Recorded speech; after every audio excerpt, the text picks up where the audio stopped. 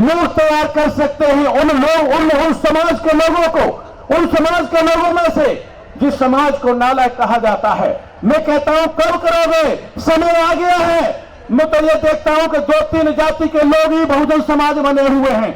Doctor MP Singh चाहता है 6743 जातियों का बहुजन समाज बनना चाहिए। हर मीटिंग में प्रतिज्ञा करवाता है कि मानो, संकल्प लो, ये बुद्ध की बात है, ये संकल्प लो, ये बाबा साहब की बात है कि बहुजन समाज ही हमारा परिवार है, यही हमारा समाज है और यही हमारा सम्मान है।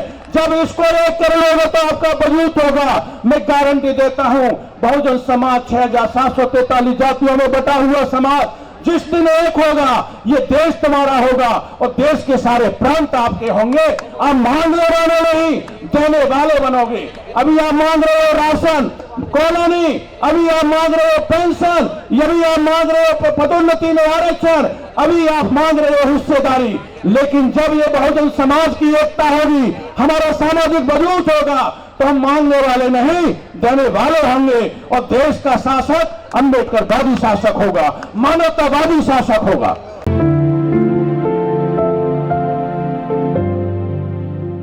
विभिन्न वक्ताओं के द्वारा जो बात कही गई है, आज ऐसे महाबौद्ध सम्मेलन की सार्थकता, बुद्ध के विचारों की सार्थकता आज इसलिए सिद्ध हो जाती है कि आज पूरे देश में जात, वर्ग, धर्म, संप्रदाय के नाम पर जब देश में नफरत फैलाई जा रही हो, इंसान से इंसान और भाई से भाई को बांट करके इस समाज को विकसित किया जा रहा हो, उस समय तथागत बुद्ध की विचारधारा आज बहुत सार्थक सिद्ध हो जाती है। इसलिए आज बुद्ध की विचारधारा को जन जन तक पहुंचाने के लिए, आज इस मानवतावादी विचारधारा को बहुजन समाज के अंतिम व्यक्ति तक पहुंचाने के लिए ये महाराष्ट्रीय बौद्ध सम्मेलन का आयोजन किया गया है।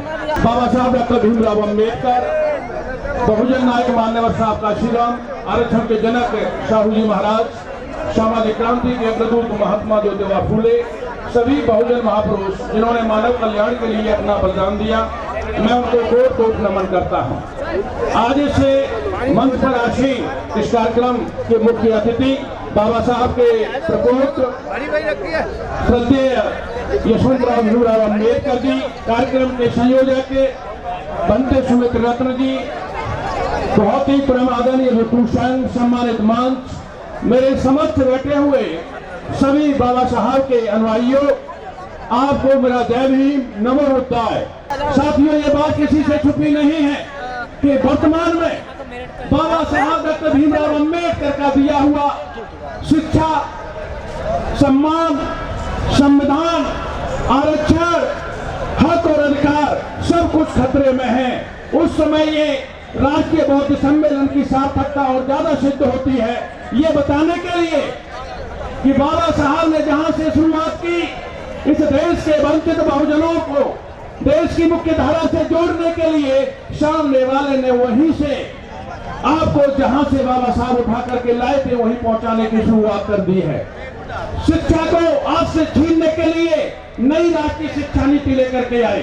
रोजगार, रोजी और रोजगार को छीनने के लिए इस देश में निजीकरण, संविदा भर्ती प्रक्रिया, आउटसोर्सिंग, लेटर भर्ती प्रक्रिया लेकर के आए। इसीलिए इस देश में जो भी कुछ हो रहा है आपके अस्तित्व को मिटाने के लिए हो रहा है। और आपको मालूम होना चाहिए, बाबा साहब तो रानी के पेट का ऑपरेशन करके चले गए थे, राजा का बेटा राजा नहीं होगा। लेकिन लोकतंत्र में 85% वाला राजा बनना चाहिए था, लेकिन वो 15% वाला शासक बन के इसलिए बैठा है कि हमारे तमाम मंच के साथियों ने कहा कि ये बहुजनों का सामाजिक बिखराव, बहुजनों का सामाजिक बिखराव हमारे समाज की सबसे बड़ी कमजोरी है और सामने वाले की सबसे बड़ी ताकत है। यदि आप अपना बिखराव, यदि अपना वजूद बनाना चाहते हो, यदि आप बाबा साहब का मिशन पूरा करना चाहते हो और देश का शासक बनना चाहते हो, तो 6743 जातियों में बांटे हुए मनवादियों के द्वारा इस समाज को यूनिटी डेवलप करो, इसको ये एक करो। और एक कब होगा जब ये बहुजन समाज के लोग, अभी हमारे साथी कह रहे थे, एक हमारे वक्ता कह रहे थे कि हम 1-1 हजार और ये हमें असली और नकली का भेद पहचानना होगा, हमें माई और दाई का भेद पहचानना होगा। तमाम लोग ऐसे हैं जो बाबा साहब की, बहुजन महापुरुषों की बात करते हैं, लेकिन उनके घर में अंधविश्वास व्याप्त है, समाज में अंधविश्वास व्याप्त है। 250 बड़े बड़े भाषण दिए जाते हैं। किसने मना किया था? माननीय बहन जी की सरकार आई, जीरो बैलेंस पर उच्च शिक्षा में शिक्षा दी गई। तमाम शासक आए, किसने मना कर दिया था? आप equal and compulsory education act लागू कर देते, बेटा हो राष्ट्रपति का या हो मजदूर का, सबको हो समान शिक्षा, सब बहुजनों के लिए कर देते फ्री शिक्षा। किसने मना किया था? लेकिन इस देश में बात की जाएगी, काम नहीं किया जाएगा।